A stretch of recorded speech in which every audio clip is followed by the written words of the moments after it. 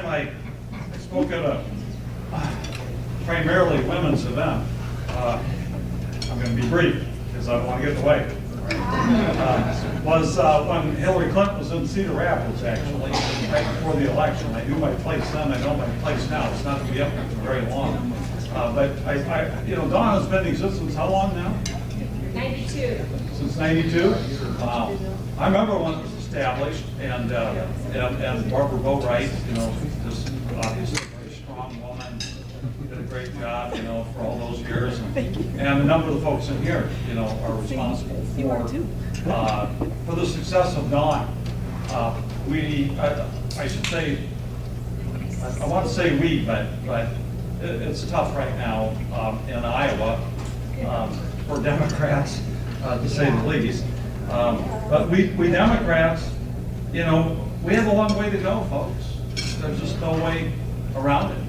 And we have to do everything we can to take advantage of every opportunity that we possibly can to make sure that we do not repeat what happened in 14 and 16.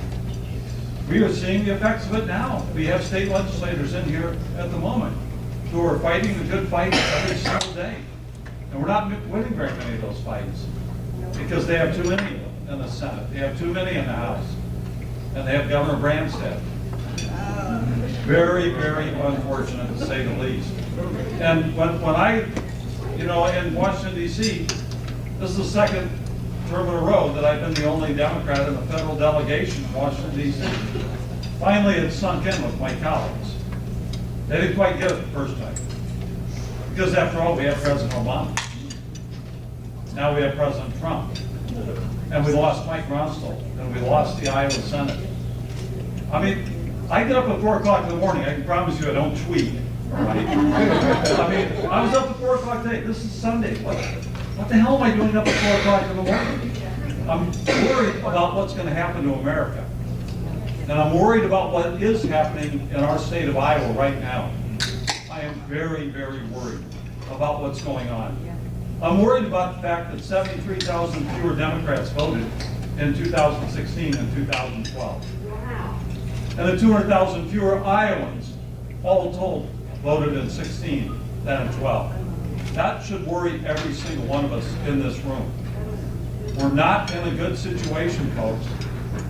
I try not to use expletives on Sunday, but it's really hard, you know, to avoid it. And then to see today and yesterday, how can a president of the United States say what this man said about President Obama supposedly tapping his phones in Trump Tower, and then his own administration not uttering one word until this morning, when Sean Spicer had the nerve, we shouldn't be surprised by this, they're all like shocked, like, Mr. President, what the hell are you saying now, right? And the Republicans in Congress, they have no idea what's going on. So they don't back down. They don't double down or triple down or quadruple down. They do more than that. Sean Spicer, you all know, said today that Congress should investigate these allegations that President Obama tapped Trump Tower's phones. I mean, think about that. There's no evidence, there's nothing. And he said they need to investigate it based on these reports from these incredibly vicious right-wing news outlets. Breitbart and Mark Levin, who was on Fox and Friends today.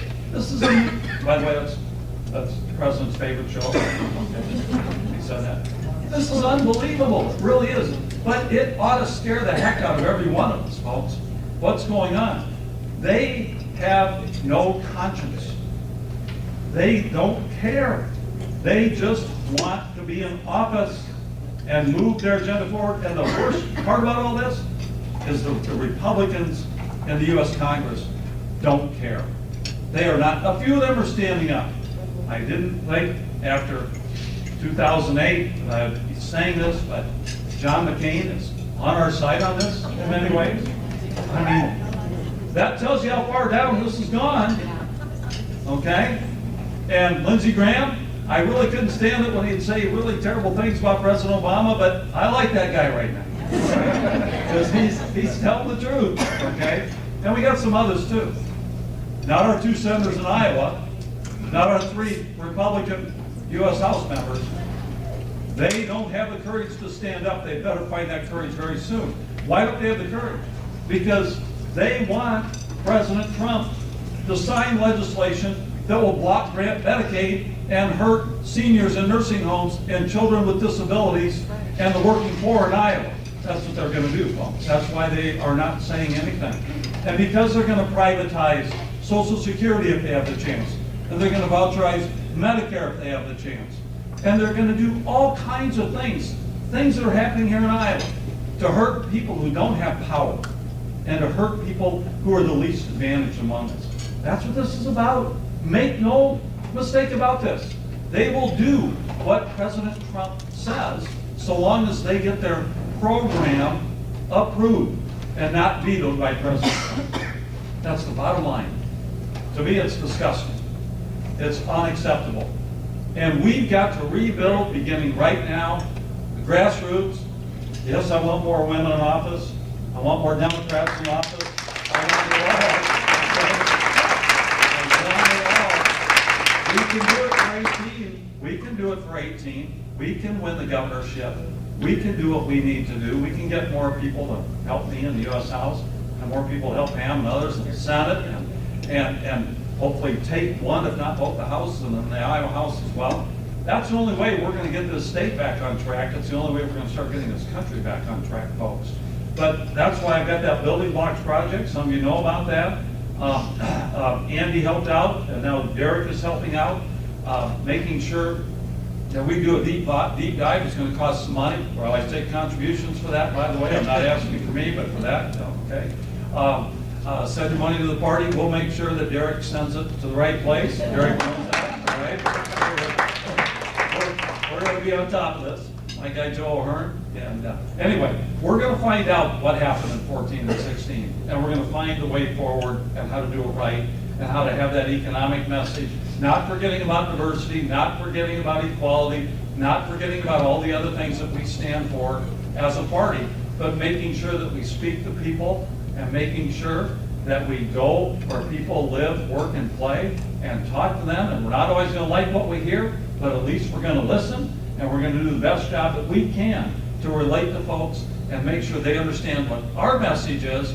And when we can persuade them to do the right thing, that's great. If not, we're still going to stand for what we stand for, because we know that's the right thing. And that's how Democrats are going to get elected and how we're going to turn the state around beginning in 2019. Thanks, everybody. Thank you.